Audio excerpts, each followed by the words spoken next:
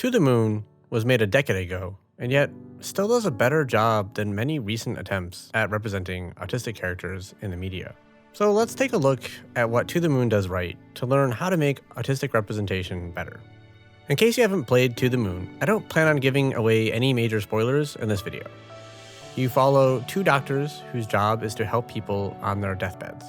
The doctors travel inside the memories of the patient to try to modify events so a wish the patient has requested comes true. Think kind of like Inception or the opposite of the Eternal Sunshine of the Spotless Mind. Alright, let's get started. Number 1. There is more than one gender. Inside of Johnny's memories, we meet his wife, River. Even to this day, we rarely see female representation. The game has a lot of nods to the fact that women are less likely to receive a diagnosis too, which is important because boys are much more likely to get diagnosed. And this is because the diagnostic criteria was written for boys and doesn't take into account cultural differences for other genders, like girls are more likely to have higher social expectations put on them. While not in To the Moon, you should also consider non-binary, trans, or gender non-conforming autistic characters. It's quite common for many of us to have a different relationship with gender, like I myself am non-binary. Number 2. No special ability required. River may have good rote memory, which is common among us, but she doesn't have a savant-like ability. To the Moon even goes out of its way to note such abilities are really uncommon. Many times, stories fall into treating disability like a zero-sum game.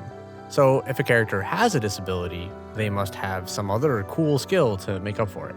Worse is when the character only seems to be tolerated for this special skill. On a side note, autism also isn't some sort of advanced form of evolution either. That has problems for other reasons that maybe I'll get into another time. Number 3. Have more than one autistic character.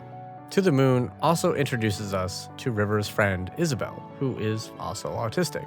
This is great because neurodivergent people seem to naturally find other neurodivergent people when making friends. Isabel is also quite different from River. This means the audience gets to see more of a spectrum. Not only is this more realistic, it helps avoid stereotypes by showing a variety of experiences. Number 4. Autistic adults exist. We learn that Isabel was diagnosed very young, while we get to see River not diagnosed until she was an adult. Off the top of my head, I'm not sure I can even think of another story that isn't either focused on parents with an autistic child or someone who was diagnosed when they were young. In fact, many people believe autism is just a kid thing, which can make it difficult to find services or support as an adult. It's also just really nice having a late diagnosis shown. It can be really surreal to find out you're autistic later in life. In a way, To the Moon's story serves as an analogy for that experience too. Whenever you think you start to understand what's going on with Johnny as you travel through his memories, you discover some new piece of information that recontextualizes everything. It's been almost 6 years since I was diagnosed, and I still have memories resurface that have a completely different meaning to me now. Number 5. Small accommodations without interrogation. This can seem like a small thing, but I love seeing the doctor's office be so accommodating by stopping a clock so the ticking noise wouldn't bother River. There was no questioning of whether or not the discomfort was true, even though she hadn't received a diagnosis yet. Number 6. Fitting in is not the goal.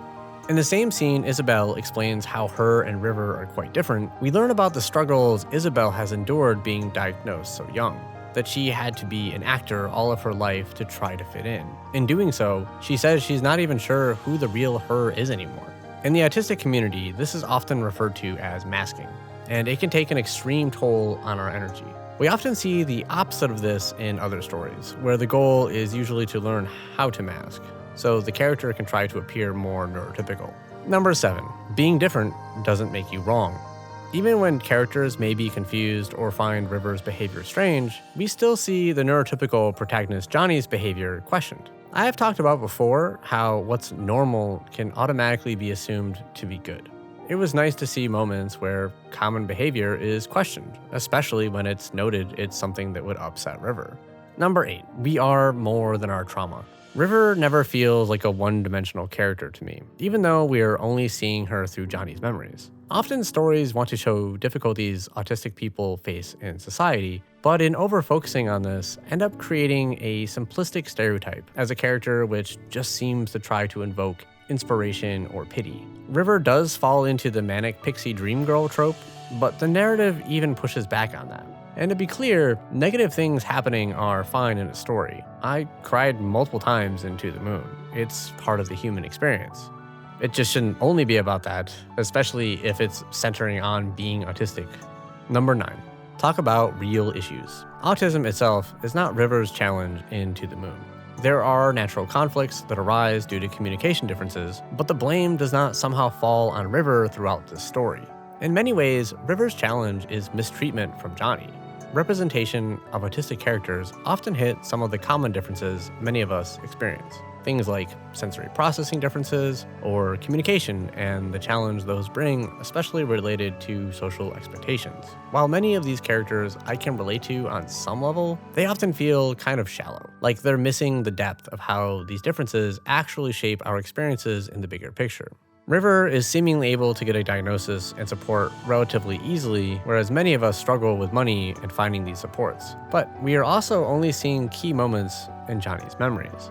Although it is interesting that in this setting, technology has been invented to give someone a dying wish by modifying their memory, but people still don't have free healthcare. Number 10. You shouldn't need to say a character is autistic for a story to work. To the Moon doesn't even mention the word autism, although if you are familiar with it, you will likely pick up some references, like you receive a book written by Tony Attwood, who is well known for pushing the fact that women are underdiagnosed. And then of course, using words like neurotypical. What did he call me? Like a psychonormal or like a neuro standard, something like that earlier. So there's some sort of perhaps sci-fi bent to this. In case you don't know, neurotypical just means someone with no neurodivergence. The first time I played the game, I had no idea what was being referenced either. I was diagnosed autistic myself a year later. I do want to note, it can feel odd to see autism referred to as a condition a lot in this game. I can understand why it was phrased this way, given the story of the game, and think it was better than using the word autism in this case. The story doesn't center being autistic. Instead, it's just a story about someone whose differences change what some challenges may look like. I think this is also why there are a lot of characters autistic people relate to who were not specifically written to be autistic. And that's 10 things we can learn from To the Moon to make better autistic characters. If you haven't played the game, I do highly recommend it. Some of the words used are dated and there's some light ableism, so it's not perfect by any means, but it's a really great story and only takes maybe 4 hours to play through, which I really appreciate as a disabled parent. This week, I want to recommend another autistic creator, Elle Summers. She does video essays I think fans of this channel would like. I want to especially recommend her video on Manic Pixie Dream Girls. I have one more video on autism acceptance that I hope to get up soon, but obviously won't quite make it for April. Then I'll probably be saying something about Falcon and the Winter Soldier because that show has had a lot going on. Stay safe out there, everyone. And remember, you're not alone.